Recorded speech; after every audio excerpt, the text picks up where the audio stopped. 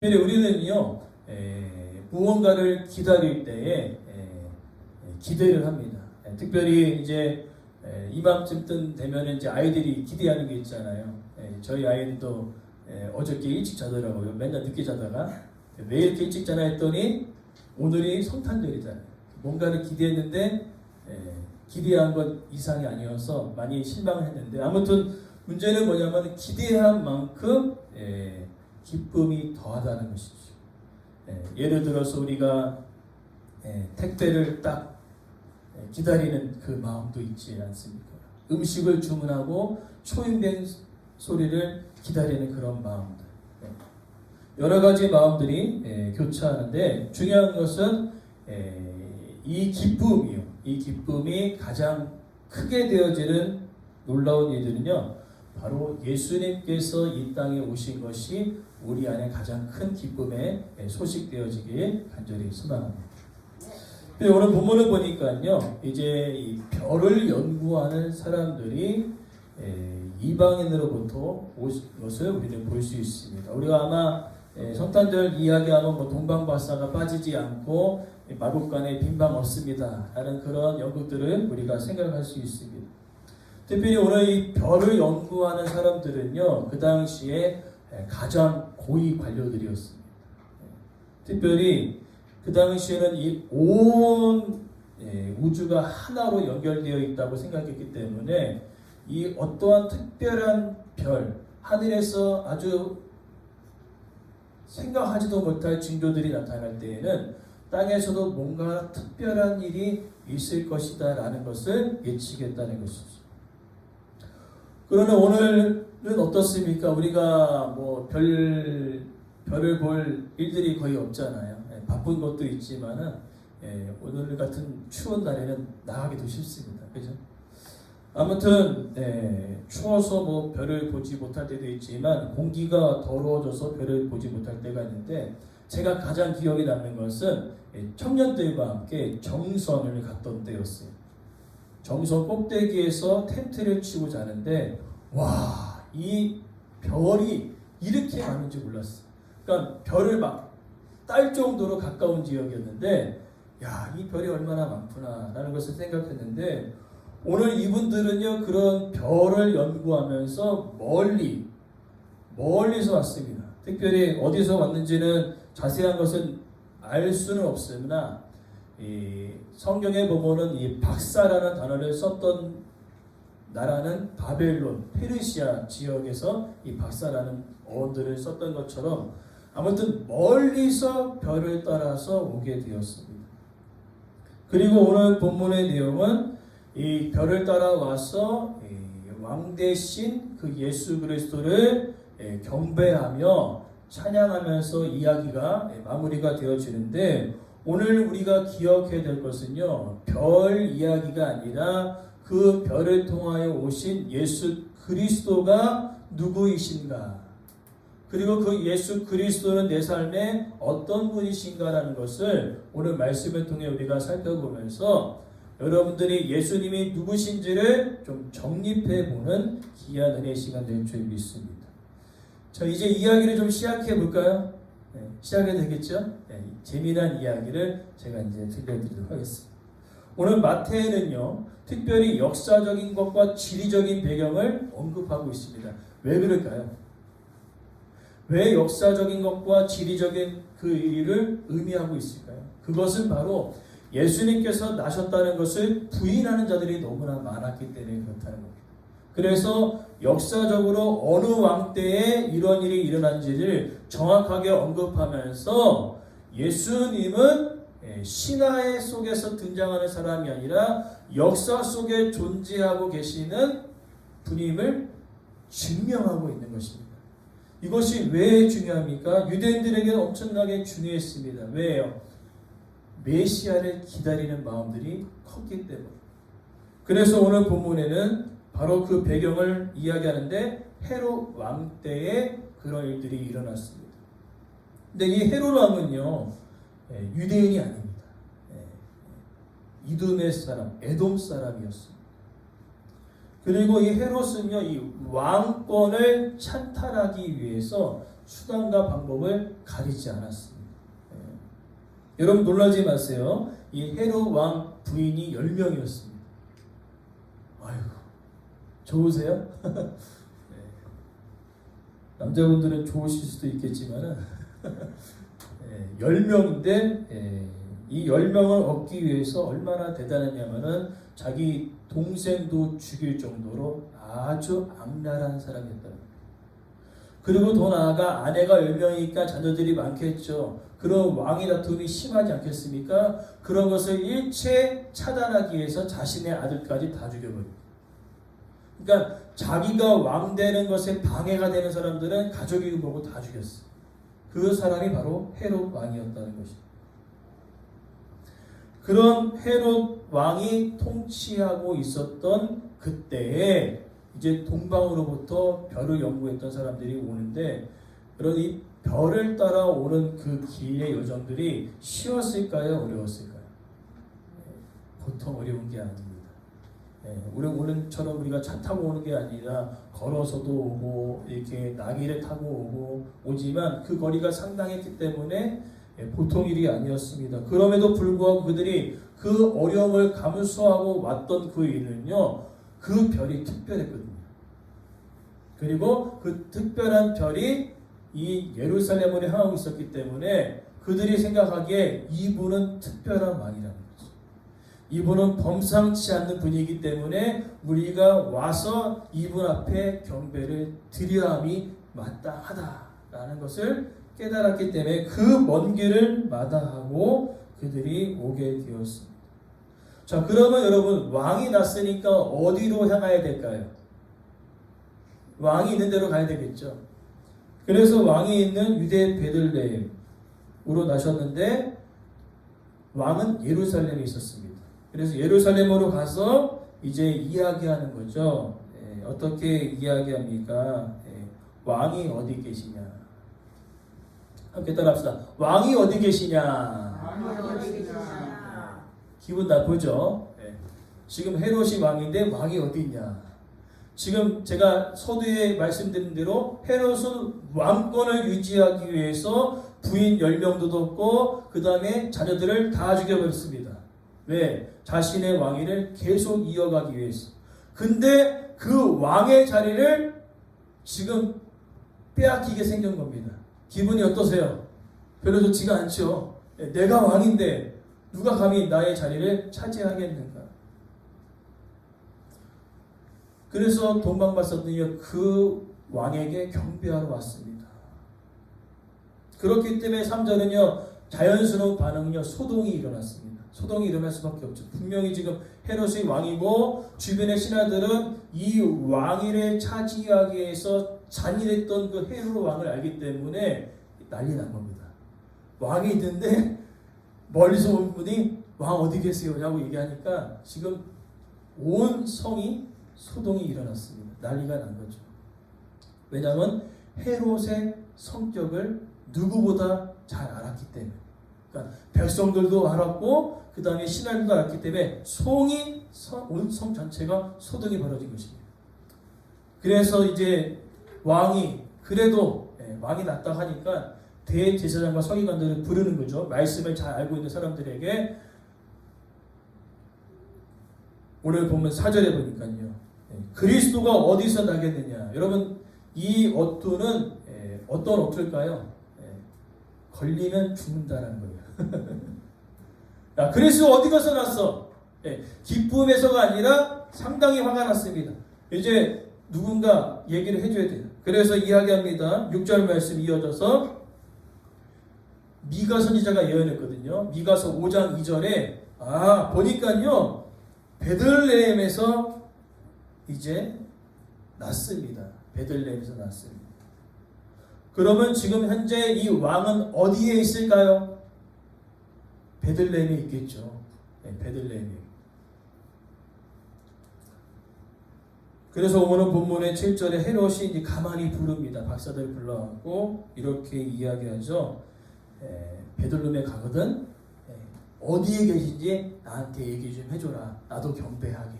여러분, 진짜 경배의 목적이 있었을까요? 아니면은 찾아서 죽이려는 목적이 있었을까요? 네, 찾아서 죽이려는 목적이 있었지. 오늘 우리는요, 이것을 통해서 우리는 기억해야 될 것은요, 특별히 7절 말씀에 가만히 박살을 불었던 헤로드 왕과 그 다음에 가만히 관계를 끊고자 했던 요셉. 특별히 마태는요, 이 가만이라는 단어를 2번 반복해서 사용하는데, 첫 번째는 앞서서 1장 19절에 성령으로 잉태했지 않습니까? 관계를 갖지 않았는데 마리아가 임신해서 배가 불러왔잖아요. 그래서 요셉은요, 가만히 관계를 끊어버리는 겁니다. 왜냐하면 그 당시에 결혼하지 않았는데 잉태했으면 돌에 맞아 죽거든요. 그래서 이 마리아를 살리기 위해서 야, 조용히 헤어지자. 근데 천사가 나타나서 얘기하죠. 이 성령으로 잉태한 거다. 그러니 마리아 잘 보살펴라. 그래서 요셉에게 가만히는 아이의 생명을 보존하는 가만히였고요. 그 다음에 헤롯의 가만히는 뭐예요? 조용히 은밀하게 찾아가서 아이를 죽이려고자 하는 가만히였어요. 여기서 우리가 느끼는 것은 뭐냐면요, 예수님은 이 땅 가운데 왕으로 오심을 믿습니다. 그렇기 때문에 왕으로 오셨기 때문에 두 부류가 나타나요. 왕을 인정하느냐, 왕을 인정하지 않느냐. 요셉은 그 아기 예수 그리스도를 왕으로 인정했던 사람이요. 그 다음에 헤롯은 그것을 왕으로 인정하지 않고 예수를 죽이려고 했다는 것이죠.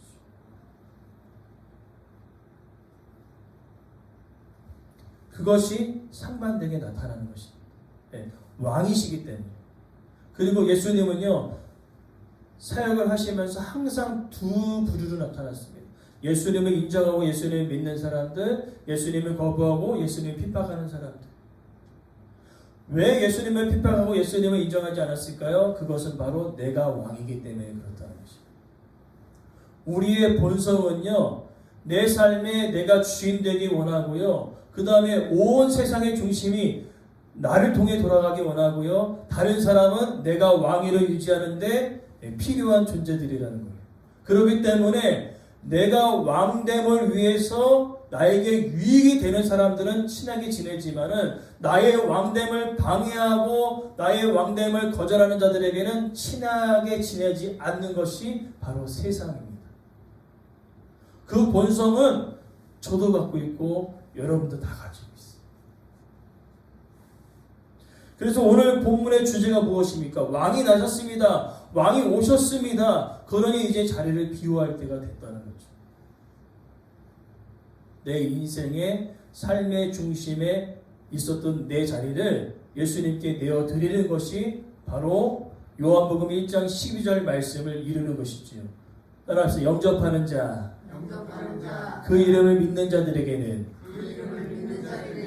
하나님의 자녀가 되는 권세를 주셨으니. 아멘. 그것이 요한복음 1장 12절 말씀인데, 여러분, 우리가 멀리 갈 것도 없습니다. 나의 아버지가 삼성, LG 회장이라면 어떨까요, 여러분들? 좋겠어요, 안 좋겠어요? 한 달 용돈 막 1,000만 원씩 받으면 좋겠어요, 안 좋겠어요? 좋겠죠. 그 다음에 뭔가 사고 싶으면 다 살 수 있으니까 얼마나 좋습니까? 그러나 삼성과 LG 회장보다 온 우주에 충만하신 하나님이 우리의 아버지가 되신다면 어떨까요? 이것은 상상을 초월하는 거예요. 그 은혜를 누리려면은요, 이제 여러분들의 삶의 자리를 내어놓아야 해요. 내가 주인 된 것을 내어놓아야 그 왕이신 예수님이 내 삶의 주인이 되어주셔서 이제는 내가 하나님과 아들과 아버지의 관계, 아들과 딸의 관계가 되어지는 것이죠. 그러니까 이 땅을 살아가기 때문에 별로 여러분들이 이거 별로 와닿지가 않을 것 같지만은 여러분 생명이 걸린 문제예요. 생명이 걸린 문제. 영원한 생명. 그러나 우리 눈에 보이지 않기 때문에 그 가치를 모를 때가 있습니다. 그러나 중요한 것은요, 그 가치는 어마어마하다는 것이죠. 그래서 9절부터 10절의 내용은요, 이 박사들은 그 가치를 알았기 때문에 예수님을 찾아가 경배합니다. 그리고 매우 기뻐했습니다.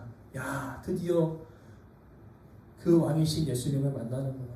그러면서 11절에 보니까요, 황금과 유향과 모략을 하나님 앞에, 예수 그리스도 앞에 드리는 것을 볼 수 있습니다. 이 황금, 유향, 모략은 예수님께서 나중에 왕으로서, 제사장으로서, 선지자로서 사역을 할 그것을 예표하고 있습니다. 그리고 12절의 말씀은 헤롯에게 돌아가지 않습니다. 왜냐하면 숨은 의도를 알고 있었기 때문에. 헤롯에게 알리면 반드시 예수님을 죽이려고 했었기 때문에 그들은 다시 고국으로 돌아갑니다. 오늘 본문의 말씀을 통하여서 우리는 알 수 있는 것은요, 황금, 유향, 모략을 드렸던 그 예물에 집중되어지는 것이 아니라 그들이 왕이신 예수님을 인정하고 경배했다는 것이 중요한 거죠. 누가요? 이방인이요. 유대인들은 어땠습니까? 몰랐어요. 구약에서부터 예수님이 누구신지를 계속적으로 이야기해 주셨으나 유대인들은 그 예수님을 인정하지 않았습니다. 왜냐하면 생각의 차이가 있었습니다.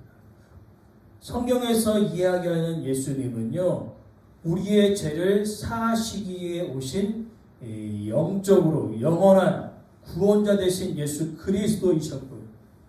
이스라엘 백성들이 원했던 그 구원자 그리스도는요, 로마의 압제로부터 벗어나서 놀라운 이 군사력과 경제력을 가지고 독립하기를 원했습니다. 근데 예수님의 사역을 보면요, 충분히 그렇게 하실 수 있었습니다. 예수님을 따르는 무리가 얼마나 많았습니까? 오병이의 사건 가운데 장정만 5,000명이었기 때문에 대충 가족들 단위로 세어보면은 약 25,000명 이상이 예수님을 따랐기 때문에 충분히 어떻게요? 뒤집어 엎을 만한 힘이 있으셨습니다. 그리고 또한 더 놀라운 사실은요, 얼마나 로마 압제 가운데 배고픔에 굶주려 있었습니까? 그러나 예수님은 필요 없어요. 도시락 하나 딱 가져오셔가지고 걱정하지 마, 내가 기도한다. 기도하면 성경에서 이야기하는 최초의 무한리필, 엄청나게 먹어도 계속 남는 오병이의 사건을 일으키신 예수님. 실제로 이 그 무한리필집 처음으로 이제 시작하신 분이 이 오병이의 사건을 근거로 해서 무한리필집을 열었대요. 야, 예수님이 무한리필이네, 그죠? 떡 먹고 물고기 먹었는데 계속 나 배부르게 먹을 정도로. 이렇게 장사하면 잘 되겠구나. 장사가 잘 되지 않습니다. 아무튼 무슨 이야기를 하냐면은 그들이 생각하기에 예수님은 끝내주는 거예요. 배고픔에 굶주려 있었는데 필요 없어요. 기도하시면 그냥 막 배부르게 먹습니다. 기도하면은 물가에 가가지고 고기 한 마리 못 잡았는데 자, 깊은 곳에 던져라 했더니 그냥 그물이 끓을 정도로 물고기를 쓸어 담습니다. 예수님만 계시면 먹을 거 걱정 안 해도 돼요. 그죠? 네. 예수님 계시면요, 로마의 압제로부터 능히 이겨낼 수 있습니다. 심지어 따르는 약 25,000의 무리가 적을지라도요, 예수님은 하나님이시기 때문에 천군 천사를 동원하며 끝나요. 끝내버릴 수 있는 것입니다. 근데 예수님은 왜 그렇게 하지 않으셨을까요? 예수님은 이 땅에 오신 목적이 분명합니다. 우리의 죄를 사하시기 위하여 우리 대신 죽으러 오셨어요. 오늘 성탄절을 맞이해서 예수님이 왜 오셨는지를 우리가 기억해야 되는 거죠. 끊어진 관계를 회복시키시기 위해 오셨어요. 그 누구도 죄에 대한 문제를 해결할 수 없습니다. 그러나 예수님이 친히 오셨다는 거죠. 그런데 우리 인생 가운데 가장 기억해야 될 것은요, 예수님은 죄가 있으세요, 없으세요? 없으십니다. 하나님 되시기 때문에. 그리고 우리는요, 우리 죄인. 그래서 예수님께서 오심을 통하여서 우리의 죄된 것이 어떻게요? 예수님께로, 그 다음에 예수님의 의인됨이 우리에게로 전이됨을 통하여 우리는 죄의 문제를 해결받아 하나님과 온전한 관계가 회복되어지게 되었습니다. 그러하기 때문에 여러분 그 은혜를 누리기 위해서는요, 오늘 여러분들의 자리를 비워야 합니다. 비울 준비가 되셨습니까? 비워야 예수님이 그 마음으로 우리 가운데 임하시는 거죠. 그것을 하나님께서 우리에게 주신 자유의지라고 이야기하고 있습니다. 놀라운 특권입니다. 우리가 그 자리를 내어드려야 예수님이 그 자리에 오시는 거고요. 우리가 그 삶의 자리를 내어드려야 성령님이 우리 가운데 임하시는 것입니다. 그러니 오늘 말씀을 통해 우리는 기억해야 합니다. 왕이 오셨습니다. 왕이 나셨으니 우리의 자리를 비우시게 될 바랍니다. 그래야 예수님이 왕으로 오심을 통하여 우리 가운데 하나님과 우리의 관계를 온전히 회복시켜 주실 것이라는 거죠. 그렇기 때문에 오늘 말씀 우리가 기억합시다. 이 땅은요, 내가 왕의 자리를 절대 놓치지 않는 해롭과 같이 살아가는 자들이 너무나 많습니다. 절대로 내 삶의 자리를 내어드리지 않습니다. 왜 그렇습니까? 내어놓으면 내가 질 것 같듯, 내어놓으면 나는 아무것도 아닌 존재가 될 것처럼 느껴지기 두렵기 때문에 내어놓지 않습니다. 그러나 여러분 내어놓을 때에 여러분 더 큰 신분이 여러분 가운데 주어집니다. 죄인된 우리의 신분에서 하나님의 자녀된 신분으로 여러분들 완전히 바뀌어지는 것이죠. 제가 자꾸 죄인이라고 해서 기분이 상하셨으면 용서해 주십시오. 하나님과 관계가 떨어진 자들은요, 다 그거예요. 그러니까 죄인을 다시 여러분들 마음 가운데 불편하지 않도록 해석해 드리면은 하나님의 품을 떠난 모든 자들이 바로 그러한 사람이라는 거예요. 관계가 떨어져 나간 사람들이 다 그런 사람이에요. 그렇기 때문에 내가 도둑질하지 않고 살인하지 않고 또한 범죄하지 않았음에도 불구하고 왜 우리가 그렇게 죄인 되었느냐? 바로 하나님과의 관계에서 떨어져 나갔기 때문에 그렇다는 거죠. 저도 죄인이에요. 하나님 관계에서 떨어져 나갔기 때문에. 그러나 이제는요, 죄인이 아니라 하나님의 자녀가 되었습니다. 멀어졌던 관계, 떨어졌던 관계가 예수님을 통하여 붙여졌거든요. 예수님을 통하여 하나가 되었거든요.